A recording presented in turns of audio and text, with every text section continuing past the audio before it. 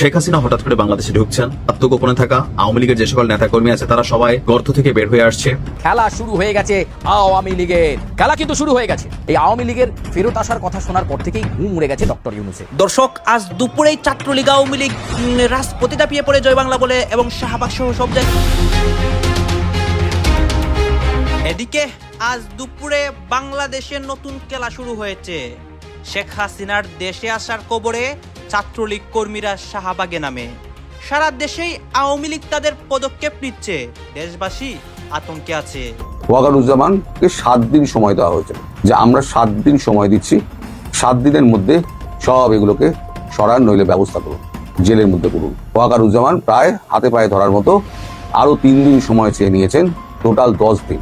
এবার যুদ্ধের নির্মমতা, নৃশংসতা দেখবেন। যে আওয়ামী লীগ যদি ফিরে আসে, কারোরই রক্ষা নাই, কারোরই পিঠের চামড়া ঠিক থাকবে না, এলোমেলো হয়ে যাবে। অনেকে ভয় করতেছে, অনেকে ভয় দেখাইতেছে আওয়ামী লীগকে নিয়ে। চারিদিকে আওয়ামী লীগ ফেরার ভয়, চতুর্দিকে এই ভয় কাজ করছে, কখনো সরকারের মধ্যে, কখনো রাজনৈতিক দলগুলোর মধ্যে। এই ভয় কেন কাজ করছে, কি বাস্তবতা রয়েছে? কারণ বর্তমান বাস্তবতায় আওয়ামী লীগ ফিরে আসবে খুব সহসায়। আওয়ামী লীগের প্রতিঘাত ভয়ঙ্কর কঠিন হতে চলছে। অন্তর্বর্তী সরকার নিজেই আওয়ামী লীগের প্রতিঘাত সহ্য করতে পারছে না, তাহলে পরবর্তী নির্বাচিত সরকার কিভাবে আওয়ামী লীগের প্রতিঘাত সহ্য করবে? নির্বাচন হলে আওয়ামী লীগ ফিরে আসবে। আপনি লিখে রাখেন ভাই, আপনি লিখে রাখেন, 100% অ্যাবসলিউটলি রাইট ফিরে আসবে।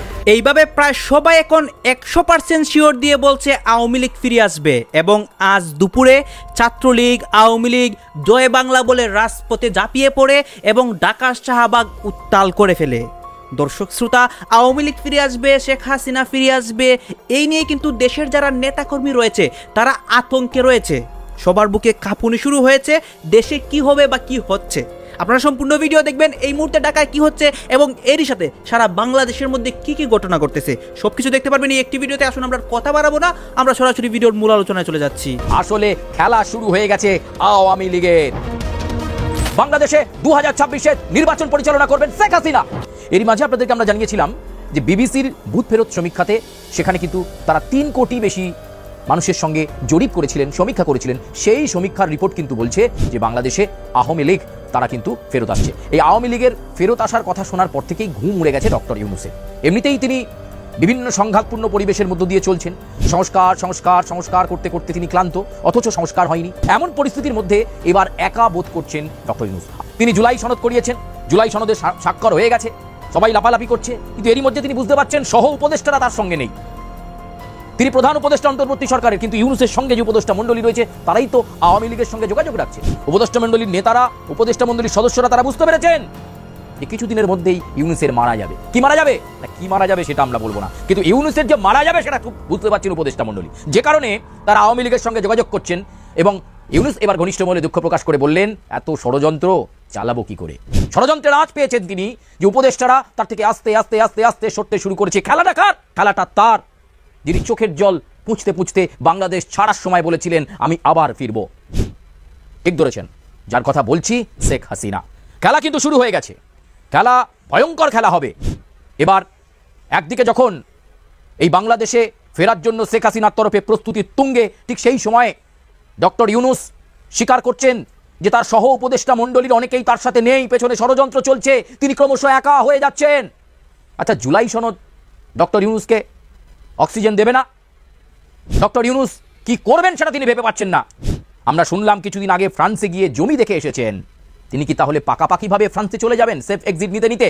এরকম একটা পরিস্থিতির মধ্যে এই ষড়যন্ত্রের গন্ধ পেয়েছেন ডক্টর ইউনূস। আসলে খেলা শুরু হয়ে গেছে আওয়ামী লীগের। যাদেরকে তাড়া করেছিল, যে সমস্ত আওয়ামী লীগের নেতারা বাইরে পালিয়ে গিয়েছিলেন ভয়ে, তারা এবার আস্তে আস্তে গোপন বৈঠক সারছেন। আর তাদের সঙ্গেই ওই ইউনূসের উপদেষ্টা মণ্ডলীর সদস্যরাই তাদের সঙ্গে ফোনালাপ করছে। বহু কল রেকর্ড অডিও সবকিছু ডক্টর ইউনূসের হাতে পৌঁছেছে, কিন্তু কিচ্ছুটি তিনি করতে পারছেন না, কিচ্ছুটি না। আসলে এই মুহূর্তে ভয়ঙ্কর খেলা শুরু হয়ে গেছে। এবং যেটা আমরা জানতে পাচ্ছি সূত্র মারফত, লীগ সিদ্ধান্ত নিয়েছে গোপালগঞ্জকে তারা বেস স্টেশন করবেন। সেই গোপালগঞ্জ থেকে বাংলাদেশে 2026-এর নির্বাচন পরিচালনা করবেন শেখ হাসিনা। আর সেই নির্বাচন পরিচালনার কেন্দ্রবিন্দুতে থাকবে গোপালগঞ্জ। একেবারে সেন্ট্রালাইজড ভাবে এই নির্বাচনকে পরিচালনা করা হবে।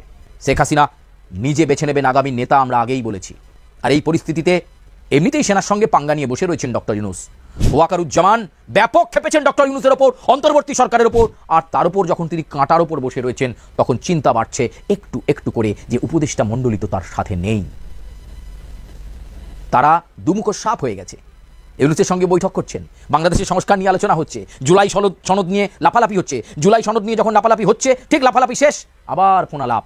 কি আলোচনা হলো ডক্টর ইউনূসের সাথে উপদেষ্টাদের, সব খবর পৌঁছে যাচ্ছে লীগের নেতাদের কাছে, সব খবর। আসলে খেলাটা শুরু করে দিয়েছে আওয়ামী লীগ, সেটা খুব ভালো রকম বুঝতে পারছেন ডক্টর ইউনূস।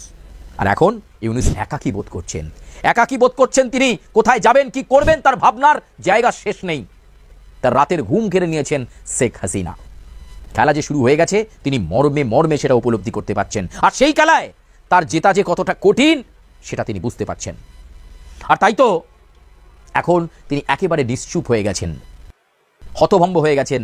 এমন এমন উপদেষ্টা মণ্ডলীর কল রেকর্ড, তার সহ উপদেষ্টারা এমন এমন কথা তার সম্পর্কে বলেছেন, তারা ইউনূস সম্পর্কে কি ভাবনা পোষণ করছেন সেই সমস্ত নিজের কানে শুনে ফেলেছেন ডক্টর ইউনূস। আওয়ামী লীগের প্রত্যেকটা নেতাকর্মী বিশ্বাস করেন শেখ হাসিনা বাংলাদেশে আসবেন। ইভেন তারা যেটা দেখতে চান চোখের সামনে যে শেখ হাসিনা হঠাৎ করে বাংলাদেশে ঢুকছেন, লুকিয়ে থাকা আত্মগোপনে থাকা আওয়ামী লীগের যে সকল নেতাকর্মী আছে তারা সবাই গর্ত থেকে বের হয়ে আসছে, এনসিপির নেতাকর্মীরা সবাই দৌড়াদৌড়ি করতেছে পালানোর জন্য, জামাত এবং শিবিরের মধ্যে আতঙ্ক দেখা দিবে, সরকার অনেকেই হয়তো বিশেষ ফ্লাইট নিয়ে পালানোর চেষ্টা করবে, আর যারা থাইকা যাবে অথবা অনেকে বিদেশে চলে যাবে, শেখ হাসিনা ফিরে আসার পরে তিনি তাদেরকে বিদেশ থেকে আনবেন, বিচার করবেন। আওয়ামী লীগের প্রত্যেকটা নেতাকর্মীর মন্তরের ধারণা কিন্তু এরকম।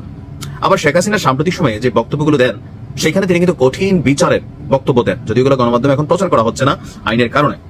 তো সকল কিছু মিলিয়ে শেখ হাসিনা আসবে, বাংলাদেশ আসবে, এটা আওয়ামী লীগের নেতাকর্মীদের প্রত্যেকটা মিছিলের একটা কমন ওয়ার্ড। কিন্তু আসলে কি বিষয়টা এতটা সোজা না। তো প্রশ্ন হচ্ছে তাহলে এই যে একটা নিউজ গতকালকে থেকে সোশ্যাল মিডিয়াতে ভাইরাল, আওয়ামী লীগের নেতাকর্মীরা গণহারে প্রচার করছেন, কিন্তু আবারও বলি সোশ্যাল মিডিয়াতে আপনারা যা দেখছেন প্রচারের আগে শিওর হবেন যে এটা কে প্রচার করছে, কারা প্রচার করছে, বা যেই টেলিভিশন বা যেই লগোটা দেখছেন এটা কার, এটা কি অরিজিনাল কোনো গণমাধ্যমের নাকি কপি করা। 7 ডিসেম্বর বাংলাদেশে শেখ হাসিনা ফিরবে, সহযোগিতা করবে কে, মার্কিন প্রেসিডেন্ট ডোনাল্ড ট্রাম্প, এমন বক্তব্যে সোশ্যাল মিডিয়া ভাইরাল। ভরপুর আওয়ামী লীগের নেতাকর্মীরা গণহারে এই পোস্টটা শেয়ার করতেছেন, কিন্তু আমি স্ক্রিনে দেখাচ্ছি উপরে নাম কি, ইকবাল টিভি। ভাই টিভি লাগাইলে কি টিভি হয়ে যায়? আমি তো দিতে পারি নাইম টিভি, দিতে পারি না, তা আমার কি টিভি হয়ে গেল? একটা টেলিভিশনের যে রিপোর্ট থাকে সেখানে অনেক হিসাব নিকাশ থাকে, তারা একটা নিউজ করার আগে 100 বার চিন্তা করা লাগে। কিন্তু একটা ফেসবুক পেজ নাম দিয়ে দিল যে কোনো টিভি, যে কোনো কি বলা হয় একটা চ্যানেলের নাম, কিন্তু আসলে সেটা সঠিক। যেমন আমার নামে 200 ভুয়া পেজ, ভুয়া চ্যানেল আছে, আমাদের ভিডিও যে কথা বলতেছি কাইটা সেটা শর্ট করে দিয়ে আপনার মোটামুটি ভাইরাল, তারা তাদের ইনকাম করতেছে, ধান্দা করতেছে।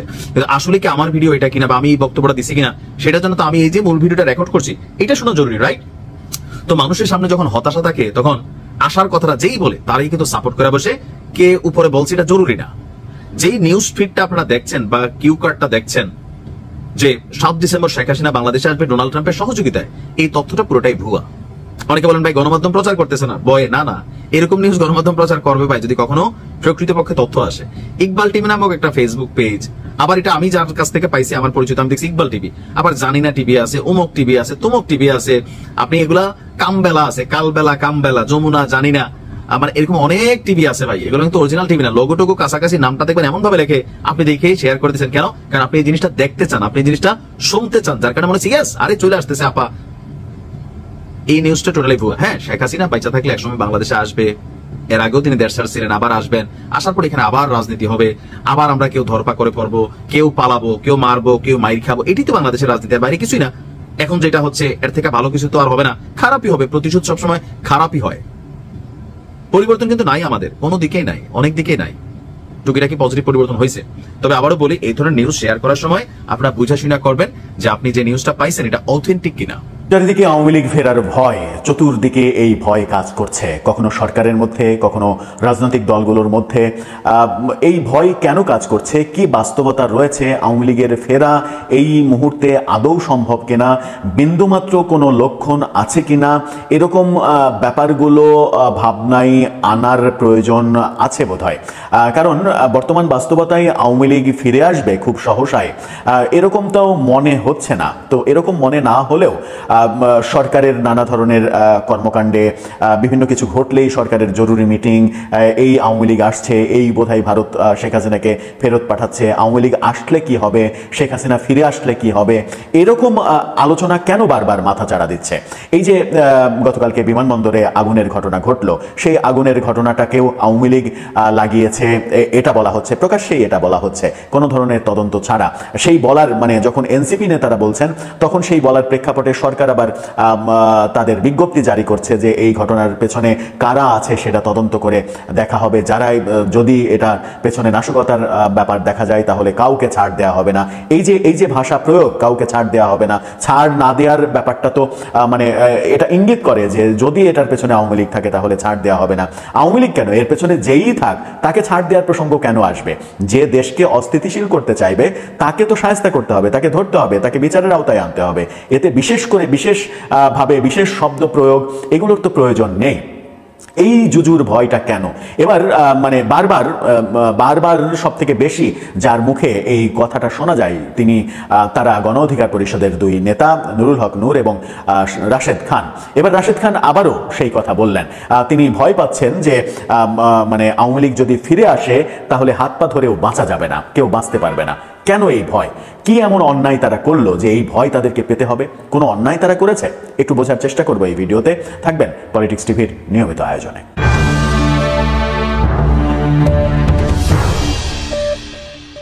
দর্শক, বলছিলাম আওয়ামী লীগ ফেরার ভয়। রাশেদ খান যে মন্তব্য করলেন সেই মন্তব্যটা তার জন্য বিব্রতকর, তার জন্য অসম্মানজনক। মানে তিনি যেটা বলছেন, ইত্তেফাকের শিরোনামটা দেখুন, তিনি বলছেন আওয়ামী লীগ ফিরলে হাসিনার পা ধরেও মাপ পাবেন না। রাশেদ খান, আওয়ামী লীগ ফিরলে হাসিনার পা ধরেও মাপ পাবেন না। এখানে দুইটা বিষয়, সেটা হচ্ছে যে মানে আমরা অনেক অন্যায় করেছি, এত অন্যায় করেছি যে হাসিনা মানে যদি ফিরে আসেন তাহলে তার পা ধরেও মাপ পাওয়া যাবে না, তিনি যতই পা ধরে কান্নাকাটি করি না কেন তিনি মাপ করবেন না। তার মানে আমরা অনেক অন্যায় করেছি। Is it true? এটা কি সত্য? মানে রাশেদ খান কি এটা বলতে চাইছেন যে আমরা অনেক অন্যায় করেছি? সেটা তো হওয়ার কথা নয়। তারা যে আন্দোলন করেছে, জুলাই আন্দোলন, কোটা বিরোধী যে আন্দোলন, সেখান থেকে এক পর্যায়ে সেটা সরকার পতনের আন্দোলন হলো। সেই আন্দোলনের মধ্যে অন্যায়টা কোথায় ছিল? নাকি কোনো কোনো ক্ষেত্রে অন্যায় হয়েছে? অনেকে বলেন যে এই মানে আন্দোলন এবং আন্দোলনের শেষে ৫ তারিখের পর থেকে যে পুলিশ হত্যাকাণ্ডের ঘটনা ঘটেছে, অন্তত বিভিন্নভাবে স্বীকারই করা হয় ৪০০-র বেশি থানায় আক্রমণের ঘটনা ঘটেছে। এরকম ঘটনাগুলো তো অবশ্যই অন্যায়, কিন্তু আন্দোলন তো অন্যায় হতে পারে না। তাহলে সরকার বিরোধী আন্দোলন করার পরে রাশেদ খানরা এরকম ভয় পাচ্ছেন কেন? নাম্বার 1 প্রশ্ন। নাম্বার 2 প্রশ্ন হচ্ছে যে পা ধরেও কেন মাপ চাওয়া যাবে না? আওয়ামী লীগ কিংবা শেখ হাসিনা ফিরে এসে কি তাহলে সেই প্রতিহিংসার রাজনীতি আরো বহুগুণে বাড়িয়ে দেবে, যে যাকে যেখানে পাবে তাকে সেখানে শায়েস্তা করবে? শেখ হাসিনা সহ বাংলাদেশ সেনাবাহিনীর ২৫ জন সেনাকর্তাকেও এবার গুম খুনের মামলায় অভিযুক্ত করা হয়েছে। আর জানিয়ে বাংলাদেশ সেনাবাহিনীর অভ্যন্তরে চলছে তীব্র অসন্তোষ ও অস্থিরতা। সে দেশের রাজনৈতিক ওয়াকিবহাল মহলের দাবি এই ২৫ জন সাবেক ও কর্মরত অফিসারই আসলে মুক্তিযুদ্ধের পক্ষে, তাই বেছে বেছে তাদের টার্গেট করা হয়েছে। বাংলাদেশ সেনাবাহিনীর মধ্যে মুক্তিযুদ্ধ বিরোধী মনোভাবের যে অংশটি রয়েছে তারাই ইউনূসের আমলে শক্তিশালী অবস্থানে রয়েছে। পিছন থেকে যাবতীয় কলকাঠি নাড়ছেন এই অক্ষটি। মূলত জামায়াতে ইসলাম এবং হিজবুত তাহরীরের মতো সংগঠনগুলির মতাদর্শে চলা এই সেনা আধিকারিকরা বাংলাদেশ সেনাকে এই মুহূর্তে নিয়ন্ত্রণ করছে। ফলে যারা মুক্তিযুদ্ধের মতাদর্শে বিশ্বাস করেন, আওয়ামী লীগের ঘনিষ্ঠ, তাদেরই টার্গেট করে মানবতা বিরোধী অপরাধে অভিযুক্ত করা হয়েছে। এই আধিকারিকরাই শেখ হাসিনার আমলে সুবিধাজনক পোস্টিং পেয়েছিলেন বলে জানা যায়। বিশ্লেষকদের দাবি, মূলত আওয়ামী লীগ ও শেখ হাসিনাকে অপদস্থ করতে এবং শাস্তির আওতায় আনতে পরিকল্পিতভাবে বাংলাদেশ সেনাবাহিনীর এই কর্তাদের অভিযুক্তের তালিকায় আনা হয়েছে। কিন্তু এতে যে বাহিনীর মর্যাদা ও গরিমায় আঘাত হলো সেটা বুঝেও বোঝেননি স্বাধীনতা বিরোধী, মুক্তিযুদ্ধ বিরোধী জামাতিরা। মোহাম্মদ ইউনূসের তদারকি সরকারের সঙ্গে থাকা একটা বড় অংশ এই ষড়যন্ত্রের সঙ্গে যুক্ত বলে অনেকেই দাবি করছেন। আন্তর্জাতিক অপরাধ ট্রাইব্যুনালে মামলা এবং গ্রেপ্তারি পরোয়ানা জারির বিষয়ে বাংলাদেশ সেনাবাহিনীর একটি বড় অংশ বিক্ষুব্ধ। এর দুটি দিক রয়েছে। প্রথমটি হলো এই সেনাকর্তারা দোষ করছেন কিনা বা করলেও তা কতটা গুরুত্বপূর্ণ। বাংলাদেশের সমাজ মাধ্যমে বলা বলি হচ্ছে, হাসিনার আমলে অভিযুক্ত সেনাকর্তারা যদি দোষ করেও থাকেন তাহলে সেই সময়ের ঊর্ধ্বতন কর্তারা কেন তাদের নিরস্ত করেননি, কেন তাদের চিহ্নিত করে সেনা আইনে বিচার করেননি? এই ২৫ জন যদি দোষী হন তাহলে তাদের বসারও দোষী। দ্বিতীয় দিকটি আরো তাৎপর্যপূর্ণ, সেটা হলো এই অফিসারদের বাছাই বাছাই করলো কে বা কারা? সেনাবাহিনী যে এদের চিহ্নিত করেনি বা বাছাই করেনি সেটা স্পষ্ট। সাংবাদিক বৈঠকেই বাংলাদেশের ওই সেনাকর্তা জানিয়েছিলেন তারা কোনো অ্যারেস্ট ওয়ারেন্ট হাতে পাননি। সোশ্যাল মিডিয়া থেকে প্রাপ্ত দর্শক আপনারা তো দেখলেন এখানে কি কথা হচ্ছে। অনেকে কিন্তু অনেক কথা বলতেছে, অনেকে আলোচনা করতেছে, অনেকে সমালোচনা করতেছে দেশের বিভিন্ন অবস্থা এবং পরিস্থিতি নিয়ে। বিশেষ করে এখানে দেশের রাজনৈতিক প্রেক্ষাপট নিয়ে কথা হয়, আরও অনেক বিষয় নিয়ে কথা হয়। গাইজ এই বিষয়গুলো নিয়ে এখানে যে আপনাদেরকে বক্তব্যগুলো দেখেছি এগুলো নিয়ে আপনাদের মন্তব্য কি? অবশ্যই আপনারা আপনাদের মন্তব্যটা আমাদের কমেন্ট বক্সে লিখে যাবেন। আর হ্যাঁ, তখন আপনাদেরকে আমরা যা কিছু দেখেছি সবকিছু আমরা সোশ্যাল মিডিয়া থেকে সংগ্রহ করেছি। এখানে আমাদের নিজস্ব কোনো মন্তব্য নেই বা নিজস্ব কোনো সিদ্ধান্তও নেই। সর্বশেষ আপনাদের কাছে আমাদেরকে রিকোয়েস্ট থাকবে আপনারা আমাদের চ্যানেলের নতুন দর্শক হয়ে থাকলে চ্যানেলটি সাবস্ক্রাইব করবেন এবং পাশে থাকা বেল বাটনটি বাজাবেন যাতে করে নেক্সট ভিডিওটা সবার আগে আপনাদের কাছে পৌঁছে যায়। ধন্যবাদ।